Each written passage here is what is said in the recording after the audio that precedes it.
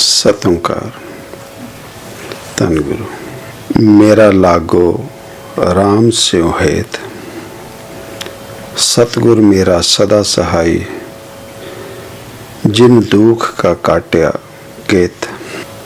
जैसे जैसे जीव को उस रब की समझ आई, जीवों ने उस रब को अपने अपने नजरिए से, अपने अपने ढंग से नाम देने शुरू किए और उसी नाम से उसे रब मानकर चलने लगे। अगर किसी से कहा जाए रब कौन है, रब क्या है, रब कैसे दिखता है, कैसे बोलता है, तो कोई जीव नहीं जानता। हाँ, उस रब को नाम दे दिया, अपने ढंग से उसे पुकारने लगे और एक ही रब का नाम, जैसे एक ही रब उसे अलग अलग नाम दे दिए गए, उसी ढंग से एक रब का नाम भाव एक रब जिसे नाम दे दिया गया, उससे भी आगे और ज्यादा विस्तार में बताया गया। उस रब को अलग अलग नाम दे दिए गए और एक ही रब के नाम को दोबारा फिर अलग अलग ढंग से समझाया गया। वो क्यों समझाया गया कि जो भी जीव उस रब के मार्ग पर चला, जिस भी अवस्था में चला, हर एक जीव ने उसे अपनी बुद्धि, अपनी मर्जी, अपनी सियानत के जरिए उसका उतना माप तोल कर लिया। सच में उस रब के साथ का संबंध, उस रब की जीवन में जरूरत क्यों और क्या, उस चीज से दूर हैं। जैसे समुद्र है, समुद्र की कितनी गहराई है कोई नहीं जानता, कोई नहीं जान पाया। उसके बावजूद जितनी गहराई तक कोई जीव जा सका, उसने समुद्र का विस्तार हम जैसे जीवों के समक्ष कर दिया, जो समुद्र के भीतर बीच नहीं जा सके। उसने अपने ढंग से समुद्र की जितनी गहराई तक वो गया, उसने हमें बता दिया।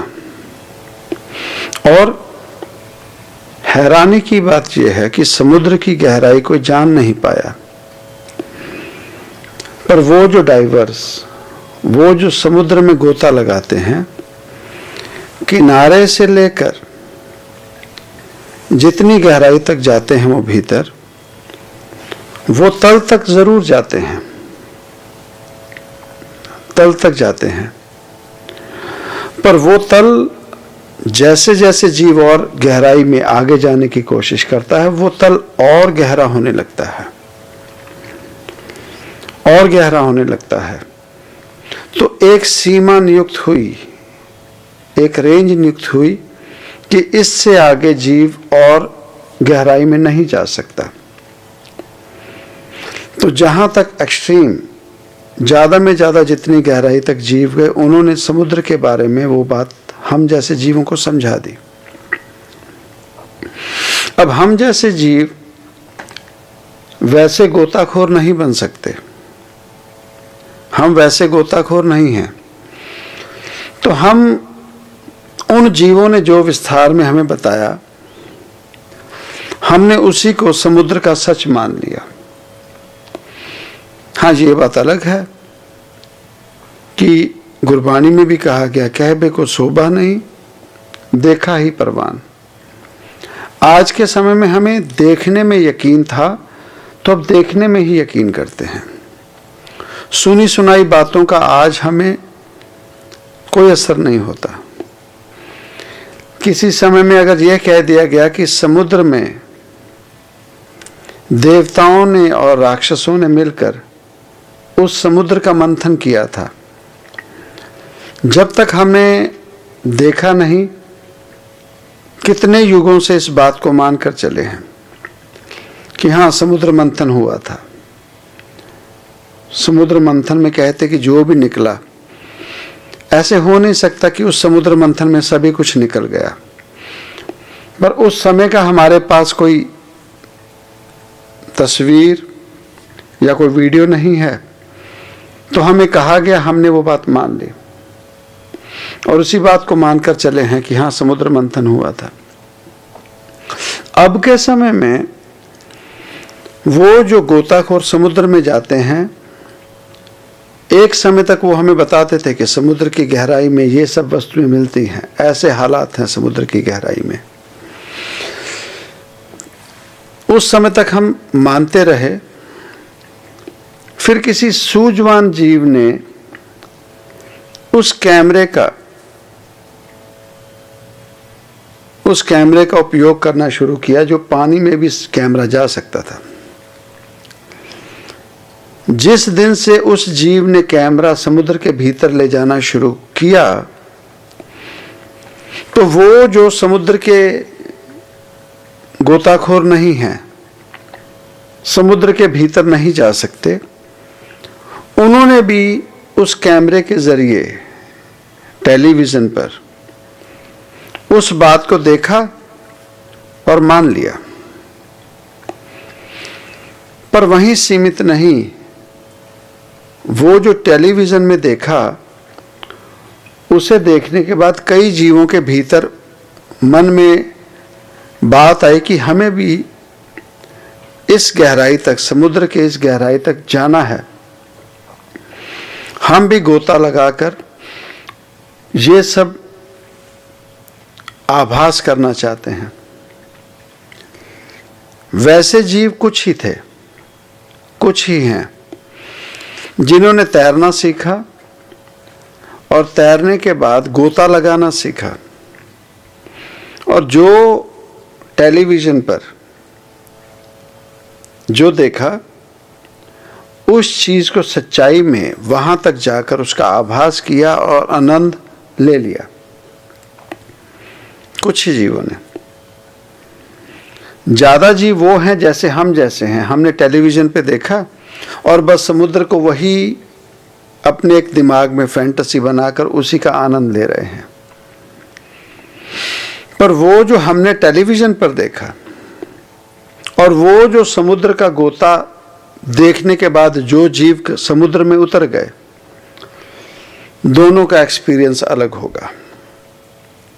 एक वो हैं जो कहने वाले हैं और एक वो हैं जो करने वाले हैं, जिन्होंने वो आभास कर लिया। उसी ढंग से उस रब की जब बात की गई, वो जो रब के नाम पर रब को एक गहरा समुद्र मानकर चले, महासागर मानकर चले, तो किनारे से वो शुरू हुए रब को ढूंढने के लिए, और जितनी जितनी अवस्था थी उतनी अवस्था के मुताबिक वो उस रब रूप महासागर के भीतर जाने लगे। और जैसे जैसे वो भीतर जाते गए, जहां तक जिसकी रेंज थी, जहां तक वो जीव कोई जा सका, उसने रब रूप महासागर को हम जैसे जीवों के समक्ष बता दिया कि ऐसे दिखता है, ऐसा रूप है रब का, ऐसा रब है। पर किसी भी जीव ने ये नहीं कहा कि यही रब है, यही रब सीमित हो गया, ये संपूर्ण रब है।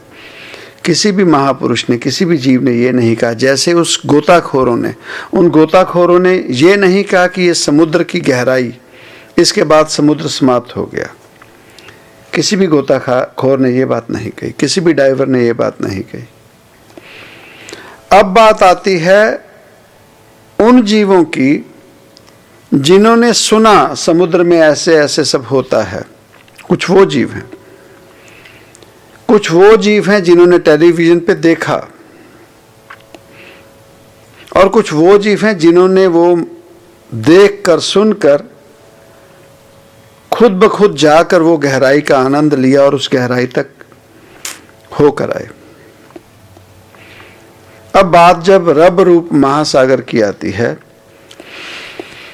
तो हम में से ज्यादा जीव वही हैं जिन्होंने सुना और सुनने के बाद एक फैंटेसी में चले गए। कुछ वो जीव हैं जिन्होंने जैसे टेलीविजन में देखा, भाव कुछ पढ़ लिया, कोई जानकारी हासिल कर ली, कुछ पुस्तकें पढ़कर, कोई धर्म ग्रंथ पढ़कर, वो उस टेलीविजन का आनंद लेने लगे। जैसे टेलीविजन में देखा महासागर भीतर से कैसे दिखता है, तो वैसे ही किसी धर्म ग्रंथ को पढ़ लिया, किसी की लिखित लिपि, कोई कहानी पढ़ ली और अपने आप में आनंद में आ गए कि रब ऐसे दिखता है, महासागर ऐसे दिखता है टेलीविजन में देखकर। पर कुछ जीव, ऐसे जीव जो वहीं सीमित नहीं हुए, उन्होंने कहा कि नहीं, जिन्होंने सिर्फ सुना है और मान लिया, जिन्होंने सिर्फ पढ़ लिया और मान लिया, मैं यहीं सीमित नहीं होऊंगा, मैं खुद उस महासागर में खुद गोता लगाकर देखूंगा और अपनी हिम्मत और अपने बल पर उस महासागर के तल तक जाऊंगा जहां तक मेरी हिम्मत होगी। और वो जीव जो गोता लगाने के लिए निकल पड़े, तो उन लोगों ने वो आभास किया उस महासागर का जिस महासागर को बताया गया, जिसे हम रब कहते हैं। महासागर एक ही है दुनिया में। हाँ, ये बात अलग है कि जैसे जैसे विस्तार होता गया, धरती अगर गोल है तो इलाके जीवों ने उसे नाम दे दिए, डिस्ट्रीब्यूट कर दिया। सागर एक ही है, तो रब एक ही है, पर उसे अलग अलग नाम दिया और उनमें से एक नाम दे दिया राम का, जहां से बात शुरू हुई, मेरा लागो राम स्यों हित। अब ये वो राम है जो किसी रब का नाम है, जो रब के घर से नहीं आया, पर जीवों ने एक नाम नियुक्त कर लिया, उस रब को एक नाम दे दिया जिसे हम कहते हैं राम। अब जैसे उस महासागर को देखने पर जीवों ने अपने अपने ढंग से, अपनी अपनी गहराई से उसका नाम दे दिया, वो कबीर साहब जो जीवन में वहां तक सीमित नहीं हुए जहां तक हम जैसे आम जीव सीमित हो जाते हैं। बात सुनी, बात सुनने पे उसी चीज को मानकर बैठ गए। हम वो हैं जिन्होंने जीवन में जानने की कोशिश नहीं की, बस किसी ने कह दिया और हमने सुनकर उसी को मानकर और अपने आप में संपूर्ण हो गए कि यही सच्चाई है। यही बात हमारे जीवन की सच्चाई हो गई। तो कबीर साहब वो जिन्होंने बातें सुनी और सुनने के बाद उस सच्चाई को पाने के लिए उस समुद्र में गोता लगा दिया, और उस गोता लगाने पे उन्हें पता लगा कि वो राम नाम, वो रब का नाम जो जीवों ने नियुक्त किया, वो एक ही राम नहीं है। वो राम जिसे हमने रब तो कह दिया, पर कैसा राम, वो कबीर साहब ने समझाया। एक ही रब के नाम का विस्तार किया। कहते हैं कि एक राम दशरथ का बेटा, वो राम जो दशरथ का बेटा, एक राम दशरथ का बेटा, वो जो समुद्र के किनारे खड़े हो गए और बातें सुनी और उन बातों को सुनकर सच्चाई मानकर खड़े हो गए। एक राम दशरथ का बेटा, 7-7.5 साल पहले कोई जीव आया, कोई महापुरुष आया जिसने एक राज परिवार में जन्म लिया और उनके जीवन में घटना घटित हुई, पारिवारिक मतभेद में, कलेश में उन्हें घर के परेशानी को मिटाने के लिए अपना परिवार छोड़ना पड़ा और 14 साल का वनवास भोगना पड़ा। ये कहानी में अभी हम अगर सोचें समझें तो ऐसे तो हर एक घरों में परेशानियां नहीं होती। किस घर में क्लेश नहीं होता? हमारे जीवन में निगाह मार के देखें, एक परिवार में अभी तो एक ही संतान, बेटा या बेटी पे सभी रुक जाते हैं। ये उस समय की बात करते हैं जब परिवार में 4-4, 5-5 बच्चे होने या 8-8, 10-10 बच्चे होते थे। उस समय में भी देखिए, माता पिता जन्म के साथ ही कुछ बच्चे के साथ उनका पहले ही लगाव हो जाता। खास करके अगर कोई बच्चा ना देरी से हुआ संतान, पहला बेटा है या पहली बेटी है, लगाव हो जाता। या जो छोटा बच्चा है परिवार में, उससे लगाव हो जाना। ये खुद माता पिता फर्क करते हैं। एक बच्चा वो जो जीवन में अपने माता पिता के लिए कहीं खड़ा भी ना हो, वफादार भी ना हो, उसे सब कुछ देंगे, प्यार भी न्यौछावर करेंगे। क्यों? पता नहीं क्या लगा, मोह में पड़े। और कोई बच्चा ऐसा भी हो जो अपने आप को न्यौछावर कर दे माता पिता के लिए, उसके बावजूद भी माता पिता फर्क कर लेते हैं। भाई बहनों में हो जाता है। 2 भाई हैं, 3 भाई हैं, 4 भाई हैं, अगर एक बहन है तो वो उनमें फर्क कर लेगी। जीवन में ये नहीं देखेगी किस भाई ने मेरे लिए क्या किया। उसके बावजूद वो जिसने कुछ भी नहीं किया हो, बस मोह है, और वो जिसने सब कुछ न्यौछावर कर दिया तो भी वो पसंद ना आए। ऐसे हैं हम इंसान। तो ऐसे हालात उस समय में हो गए, पारिवारिक मतभेद, तो जंगल जाना पड़ गया, वनवास गए। इससे जब हम देखते हैं ना, तो हमारे समक्ष इसे ऐसा प्रगटाया जाता है, बहुत नुकसान हो गया, बहुत गलत हो गया किसी के साथ। फिर उस तरीके से इससे हमारा ड्रामेटिक वे में बता दिया जाता है, अरे पीछे वैसा दुख भरी धुन शुरू कर देंगे। तो आज नहीं परिवार में बच्चे अलग होते, आज नहीं परिवार में बच्चों को वनवास मिलता, पर हम जहां किनारे पे खड़े होकर जिस समुद्र का सुकून ले रहे हैं, वो हम अपने आप पहचान ले हम कहाँ खड़े हैं। कहीं हम ये तो नहीं जो ऐसी कहानियां सुनकर किनारे पे खड़े होकर सोच रहे हैं हमने भगवान पा लिया। एक परिवार में कलेश हुआ और एक परिवार को कलेश मिटाने के लिए एक जीव घर से चला गया। हमारे लिए वो रब है, रब हैं, महापुरुष हैं। पर ये बात रब नहीं बनाती। अगर ये बात रब बनाती तो अपने आप को सवाल करके देखें, हमारे घरों में कलेश क्यों है?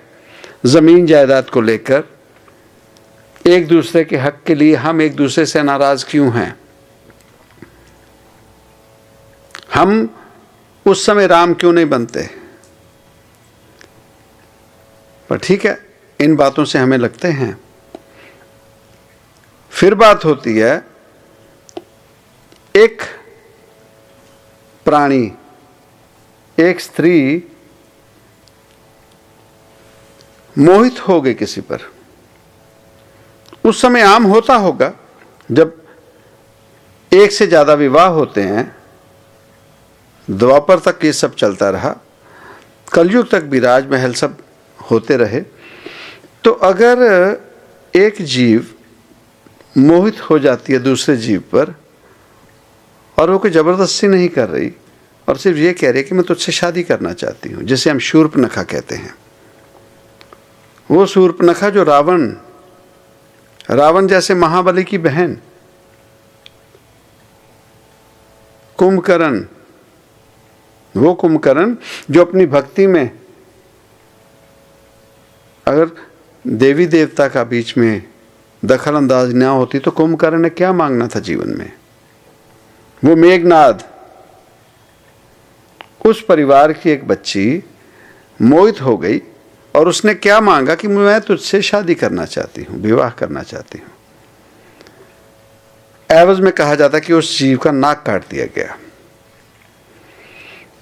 नाक काट दिया गया। आज के समय में आप हम सोच के देखें कि हमारे घर की कोई बच्ची हो और उसका कोई नाक काट दे, तो आज अगर हम उस बात को लेकर चुप करके बैठ जाएं कि नहीं नहीं कोई बात नहीं, इसकी गलती थी, हम नहीं बैठेंगे। रावण नहीं बैठा, रावण नहीं बैठा, हो गया, वध हो गया रावण का। यह है कहानी एक राम दशरथ का बेटा। हमारे लिए अगर वही भगवान हैं, ठीक है, वो राम हमारे भगवान हुए। क्यों? क्योंकि उन्होंने अपने माता पिता के लिए सैक्रिफाइस किया, 14 साल परिवार का कलेश मिटाया। क्यों? क्योंकि उनकी धर्म पत्नी को उठा के ले गया तो उसका बदला लिया, वध कर दिया। फिर उसी राम ने किसी धोबी के कहने पे उसी स्त्री को आजीवन वनवास दे दिया, कहते जाओ। एक राम दशरथ का बेटा, राम का नाम। एक राम घट घट में बैठा। अब वही कबीर साहब जब और गहराई में गए उस महासागर में, उस राम नाम को जानने के लिए उस रब रूप महासागर में गोता लगाया, तो उन्होंने इस राम के बाद एक और राम का दर्शन किए। एक राम दशरथ का बेटा, एक राम घट घट में बैठा। वो राम उन्हें पता लगा, उस राम का दीदार हुआ जो हर एक जीव में, हम जैसे हर एक जीवों में वो राम जो विराजमान है। अब वो राम महासागर में एक वो है जो किनारे पे खड़ा है, सुनी सुनाई बात और उसी को मानकर चल पड़े। समुद्र के भीतर ऐसा है, जाने की किनारे पे खड़े हैं, उस सागर के, उस महासागर के भीतर जाने की हमारी हिम्मत नहीं, पर हमने सुना और उस चीज को मानकर चल पड़े कि हाँ ये सच है, चलो मान ली बात। एक राम घट घट में बैठा। फिर उन्होंने सोचा कि नहीं, राम वही नहीं, राम और भी है, वो राम जो घट घट में हम सभी के भीतर बैठा है। अब हम अगर कह दें कि वो राम जो दशरथ का बेटा था वही हमारे घट में बैठा है, तो फिर कबीर साहब ने हमें ये बात नहीं कहनी थी।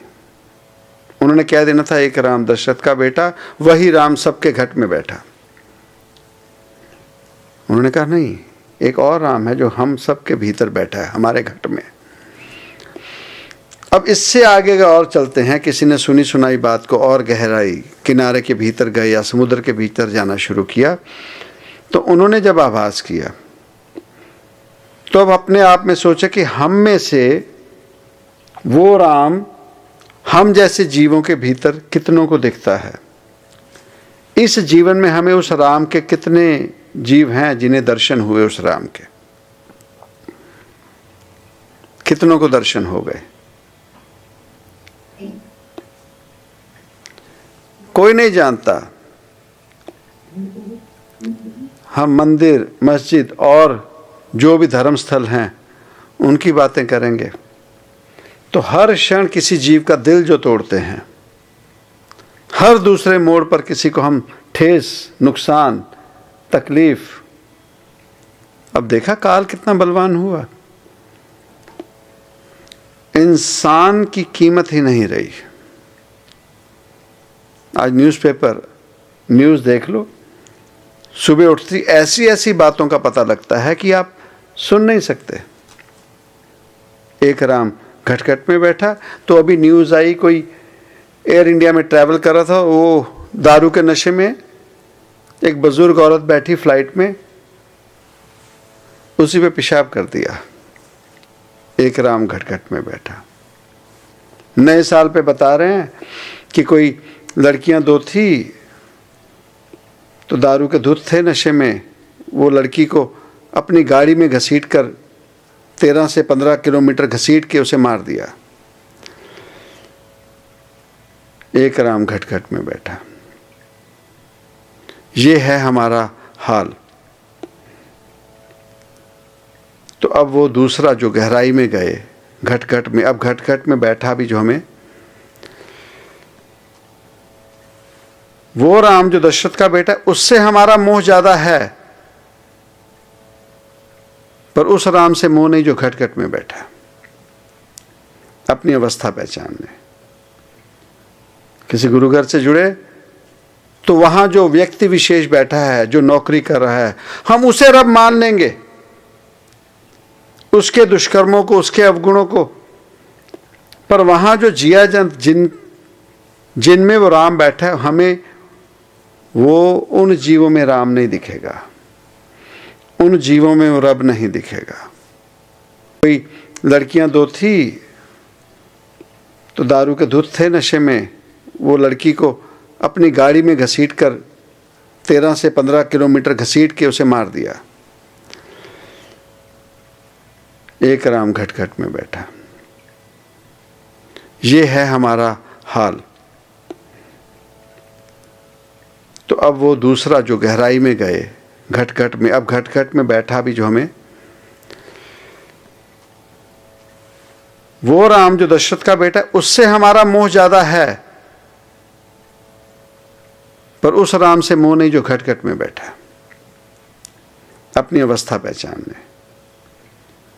किसी गुरु घर से जुड़े तो वहां जो व्यक्ति विशेष बैठा है, जो नौकरी कर रहा है, हम उसे रब मान लेंगे, उसके दुष्कर्मों को, उसके अवगुणों को।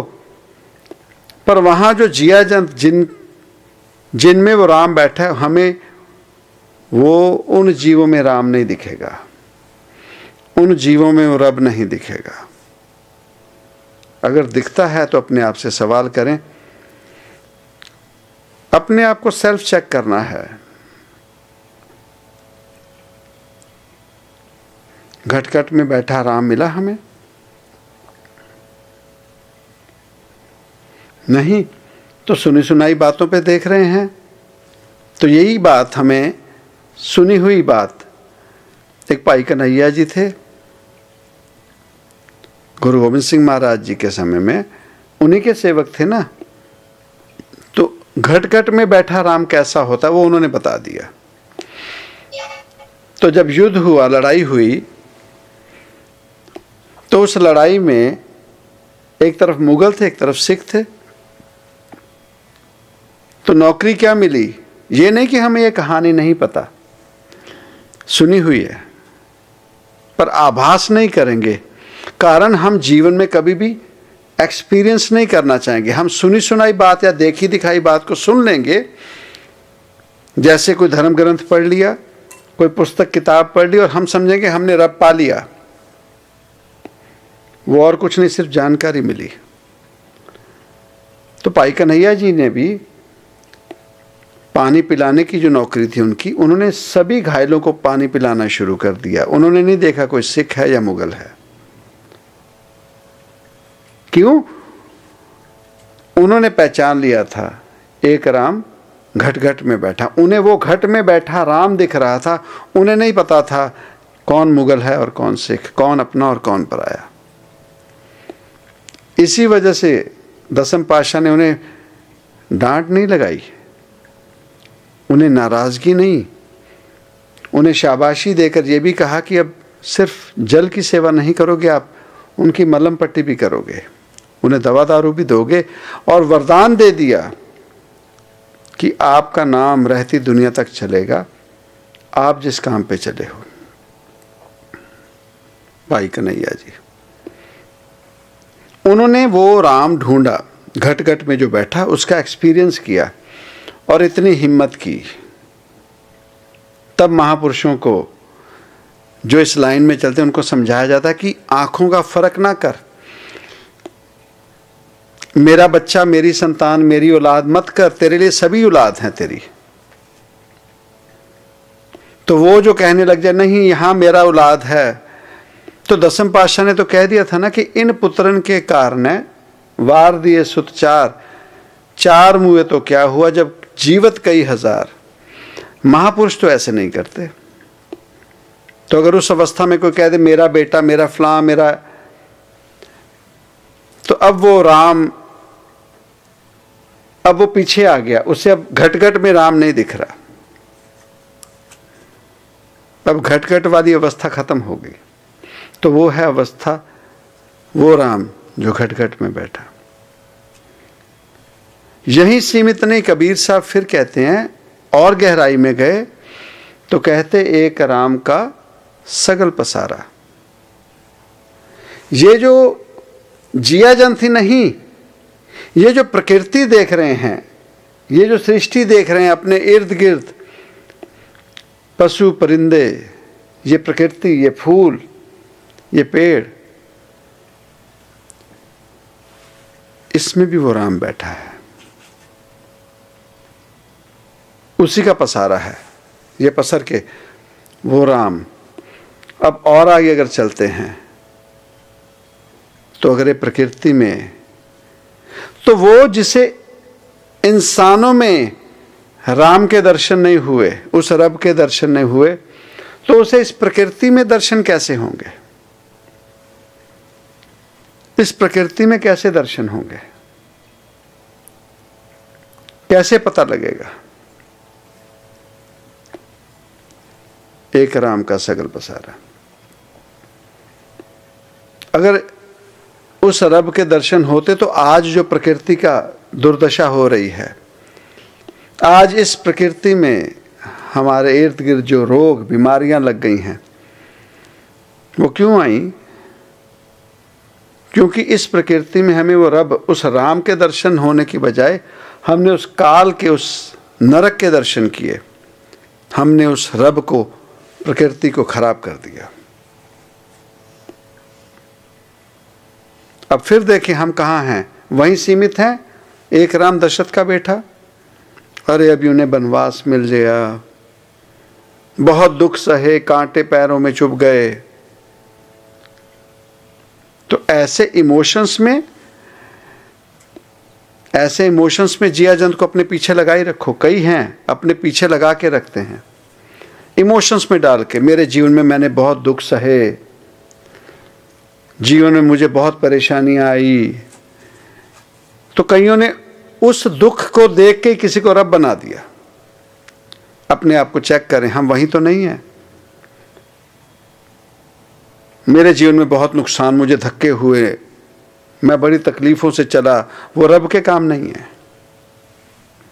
तू क्या है? कबीर साहब तो कहते ना हम किया ना करेंगे, तू क्या है? तुझे तो चुना है। अपने दुख बताकर तू रब बन गया,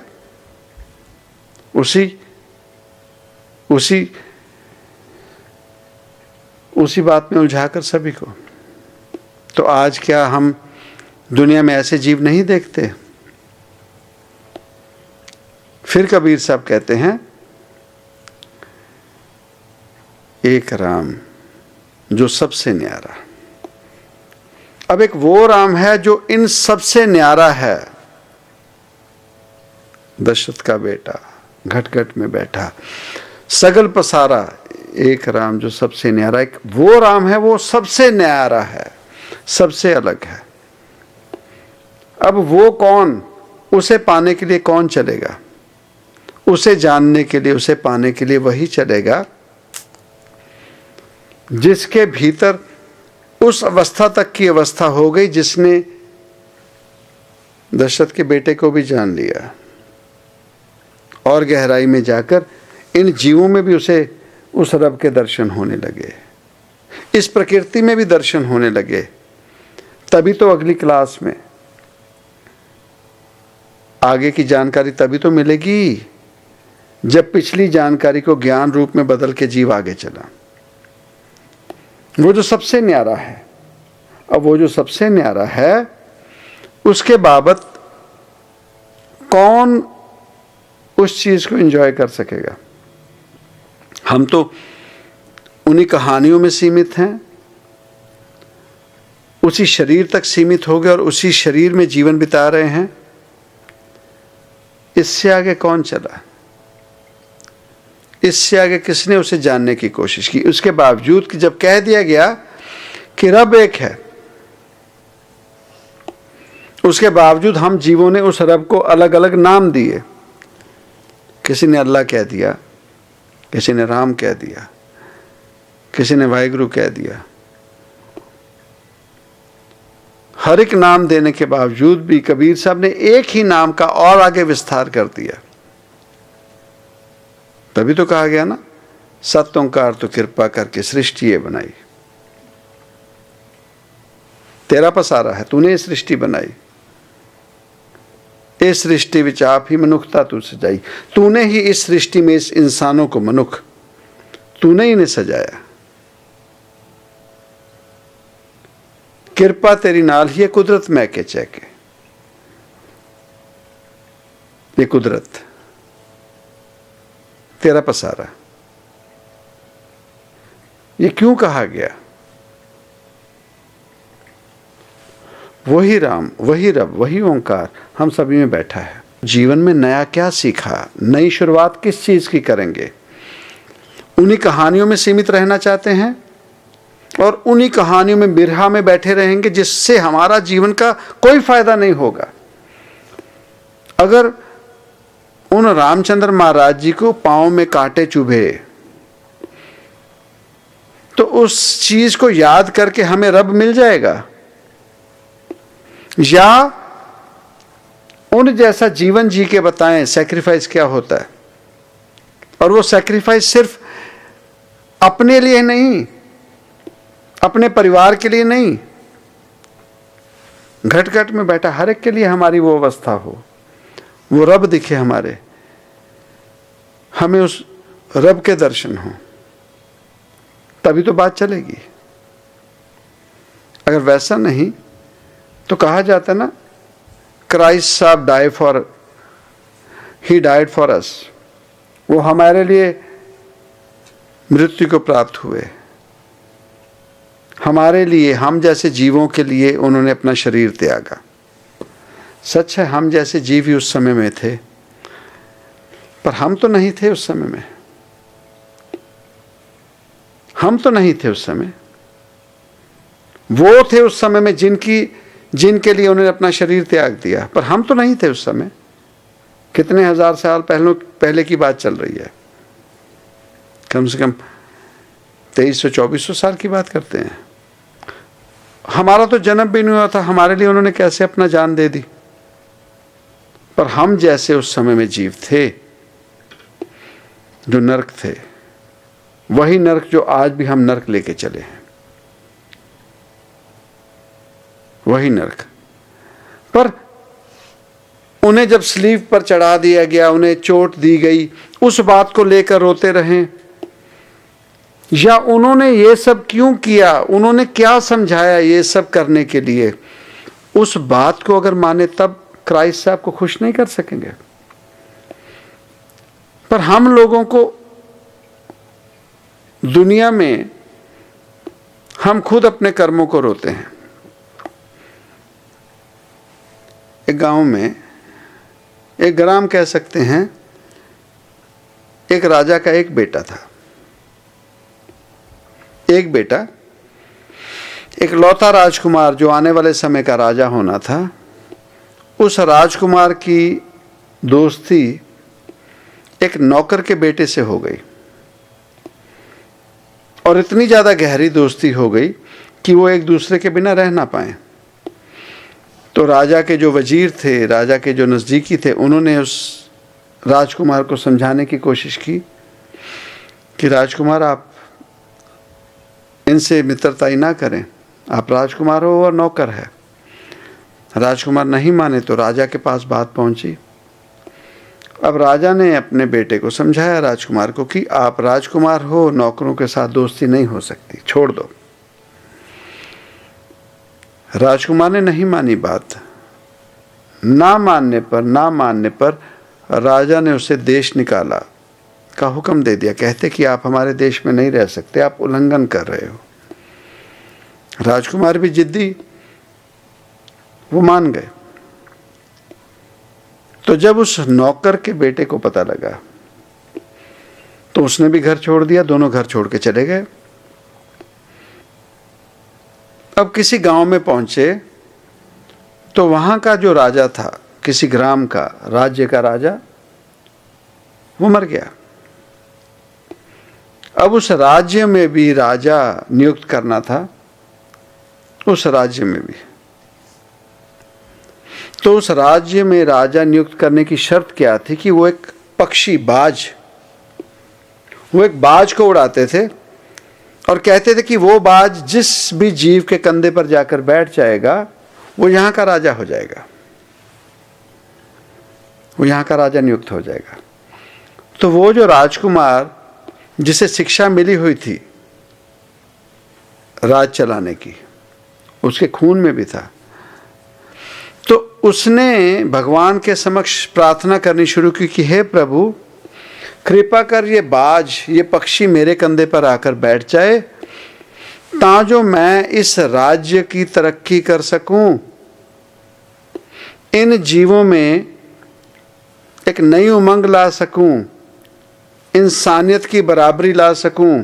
जहां मेरे पिता ने जो गलतियां की या और राजा गलतियां करते थे, मैं उन चीज़ों का सुधार ला सकूं और जीवों को सुख शांति, एक खुशहाल भरा जीवन दे सकूं।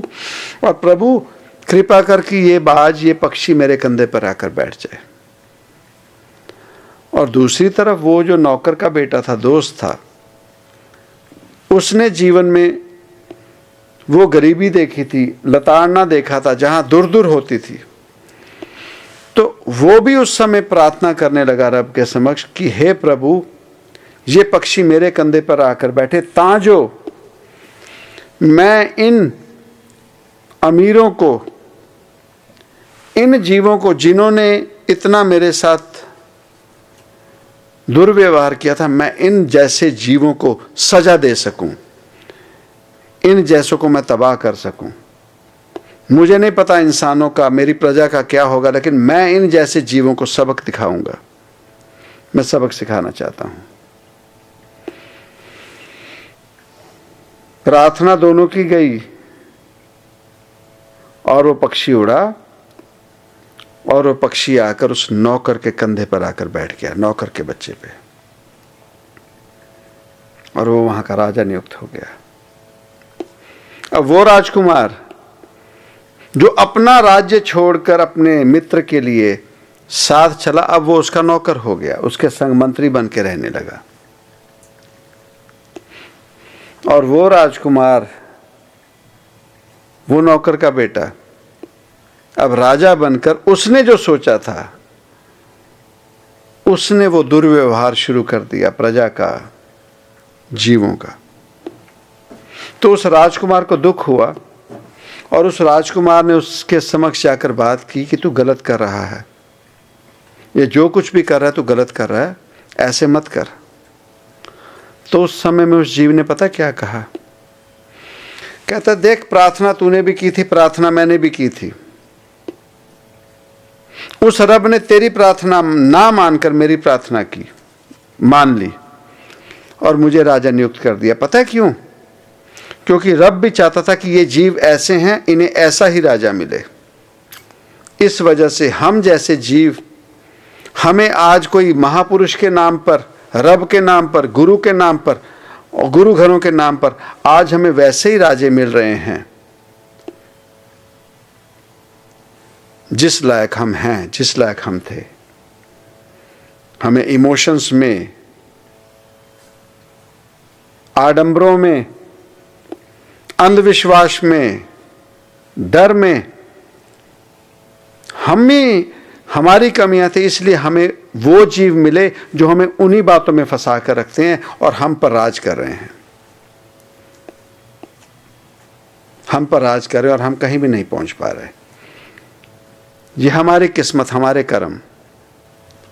नहीं तो हमें भी अच्छे कोई राजा मिलते, हमें भी अच्छे कोई महापुरुष मिलते, हमारी पालना वाले अच्छे जीव मिलते। आज उन जैसे जीवों को उन्हीं के नौकर बन के दूर दूर करवानी पड़ रही है, जो अपना राज्य छोड़कर भलाई के लिए चले। वो क्यों हो रहा है? आज हमारे हालात ऐसे क्यों हैं? क्योंकि हम डिजर्व करते हैं, हम लोगों ने ये मांग की और हम ही इसी के लायक थे, और हमारे साथ हो रहा है। अपने भीतर का देख लें, कौन सा राम हमें खुशी दे रहा है। वही कहानियां, वही फोटो, वही स्वरूप, और उन्हीं कहानियों में वही बातें, वही उनके नाम के गीत भजन टप्पे लगाकर हम सुनने में खुश हैं। ये ज़्यादा होगा तो हम कुछ पढ़ लेंगे, हमने पढ़ लिया, हमें जानकारी होगी। नहीं, वो तो वही हुआ जो हमने टेलीविज़न में किसी गोताखोर की बात देख ली और हमने कहा हमें पता लग गया, वहाँ ऐसे पत्थर होते हैं, ऐसी मछलियाँ होती हैं, ऐसी गहराई है, ऐसी चीज़ें मिलती हैं। पर सच वो नहीं है। सच वो होगा जब हम भीतर जाकर खुद गोता लगाकर उस चीज़ का एक्सपीरियंस ले लें कि सच में वो कैसा है। और सच में वो कैसा है वही जान सकेंगे जब हम अपने भीतर जाकर सुमरन में विलीन होंगे, या वो जो कहानियाँ सुनी हैं उन कहानियों में इमोशनल होने की बजाय उन कहानियों से जो ज्ञान मिलता है हमें, अपने जीवन में वो कहानियाँ सुन के जो ज्ञान उत्पन्न कर सकते हैं वो ज्ञान हासिल कर लें। वो ग्रंथ, वो धर्म ग्रंथ, वो पोथियाँ पढ़कर उनके भीतर जो ज्ञान दिया गया वो जानकारी लेकर उन बातों से अपने भीतर ज्ञान की उत्पत्ति कर लें, तब बात होती है। या फिर उस सुमरन का साथ लें और अपने भीतर जाना शुरू करें और अपने भीतर के महासागर, अपने भीतर की गहराई को जानकर देखें हम कहाँ खड़े हैं, हम कहाँ खड़े हैं।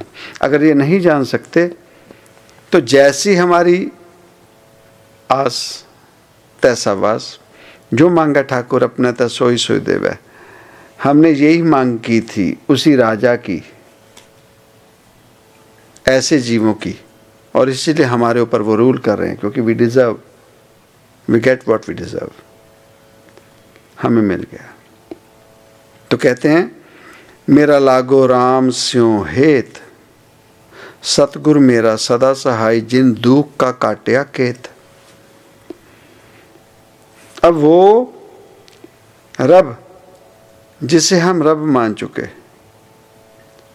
उसकी कृपा से फिर हमारा जो दुख है, दुख वो नहीं जो हम दुनियावी तौर पर देखते हैं, पैसे नहीं हैं, घर बार नहीं है, इन चीज़ों में जो उलझे बैठे हैं। सुख दुख रब के घर में ये नहीं है। सुख और दुख वो है जो हमारे भीतर की कमियां हैं। हम भीतर से ऊंचाइयों पर गए या भीतर में हम और ज़्यादा गिर गए, हम भीतर से और ज़्यादा गिरावट में चले गए, वो है हमारा दुख। उस दुख से अगर उभर सकें तो वही रब रूप जिसे हम सुमरन कहते हैं, वही एक हमारा सहारा है। गुरु घर क्यों जाते हैं? किसी भी गुरु घर क्यों जाते हैं? मन की शांति के लिए, आध्यात्मिक उन्नति के लिए, या सिर्फ वहाँ की राजनीति देखने, वहाँ एक दूसरे की चुगली निंदा करने, एक दूसरे का बुरा भला करने? अगर किसी गुरु घर में जाके हमें यही मिल रहा है तो बुल्ले शाह ने बहुत अच्छा समझा दिया। कहते कि हुक्का तेरा गंगा जमुना उत्ते चिलम जवाला।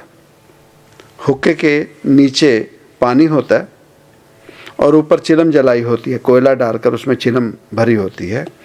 तो कहते कि हुक्का तेरा गंगा जमुना उत्ते चिलम जवाला, ते निश्चा तेरा हर का जी, तेरा यकीन, तेरा भरोसा वही तेरा रब है। तो कहते कि की कर नहीं गंगा जाके बुलिया कर बह के हुक्का पी। तो ऐसे गुरु घरों में जाकर करना क्या है जहाँ जाकर हमारा जीवन नरक हो गया, राजनीति में फंस गए, बदनामी ले ली, दूर दूर करवा ली अपनी, तो बजाय उसके घर में बैठकर राम राम करें ना, रब रब करें, अल्लाह अल्लाह वाहिगुरु करें, सत ओंकार करें, वो ज़्यादा फायदा नहीं होगा। वो ना करना चाहते हैं, इसलिए तो हम राजनीतियों में, गुरु घरों में, इन चीज़ों में फंस जाते हैं और उस रब को वहाँ से भगा देते हैं। कारण ना हम शरीर में उसे ढूंढ सके, ना आभा मंडल में कि ये घर में चार दीवारी में जिसे हम गुरु घर कह रहे हैं, यहाँ भी उसी का पसारा है। यहाँ ये जो वस्तुएं पड़ी हैं, ये भी तो उसी का रूप है। वो जिया जन जो इस चार दीवारी में आते हैं, वो इसी में, इनमें भी तो वही बैठा है। और फिर वो सुमरन के साथ जो हमें पता लगता है सबसे न्यारा क्या है,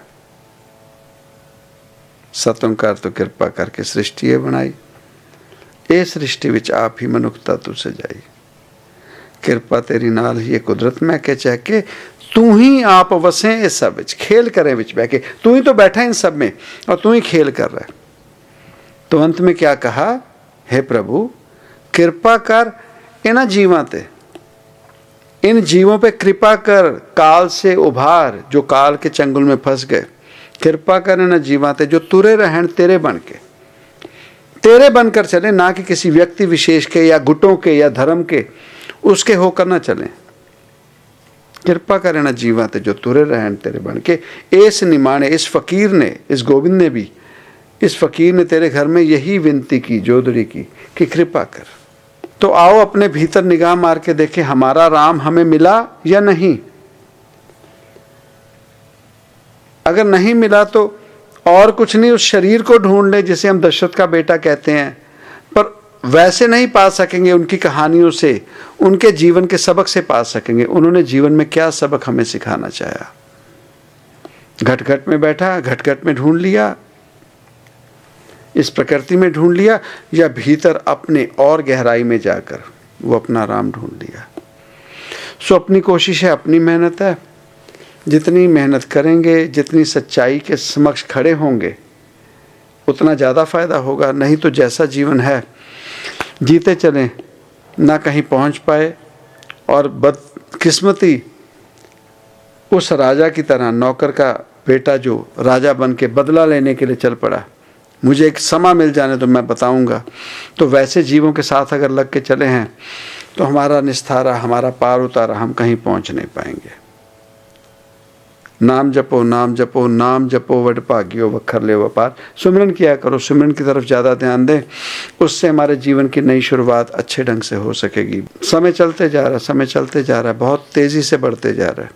सो अपना ख्याल करें, अपने इर्द गिर्द का ख्याल करें, अपने आर परिवार, अपने संगी साथी और इस प्रकृति का ख्याल करें, अपने घर के आभा मंडल का ख्याल करें, कैसे उसे स्वच्छ कर सकते हैं। इन बातों को ख्याल करें तो जीवन में सुख, शांति, समृद्धि, चढ़ती कला, तरक्की ज़रूर होगी।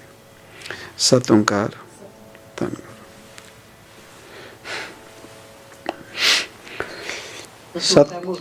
सत ओंकार साध संगत जी, दाता जी की कृपा, एक होर सत्संग जीवन दे विच, और एक सत्संग होर दे जरिए जो भी स्नेहा सानू मिलिया, जो भी गल्लां बातां सानू उस घर दे वल्लों, उस रब दे घरों स्नेहा मिलिया, जो भी जिया जन देश विदेश तो ते इत्थे शरीर रूप च जुड़े हुए ने, दाता जी सब दी हाजी प्रवान करन, ते जो भी शुभ मनोकामनावां लैके संगत जुड़दी है और शुभ मनोकामना पूरियां करन। ते इक्को ही जोदड़ी है कि दाता इन्नी मेहनत करके आप किस लैवल का सत्संग सानू दिन्ने हो, ते दाता जी कृपा करके वो सत्संग साडे भीतर उहदा वास भी करवाओ, तां जो जीवन दे विच ना सत्संग मिलण दा फायदा हो सके। किसी फकीर दे नाल अगर तुरे हाँ ते बुलंदियां तक पहुँचिए और अपने घर तक जरूर पहुँचिए। सो दाता कृपा करन, मेहर करन जी। सत ओंकार, मेहर करन।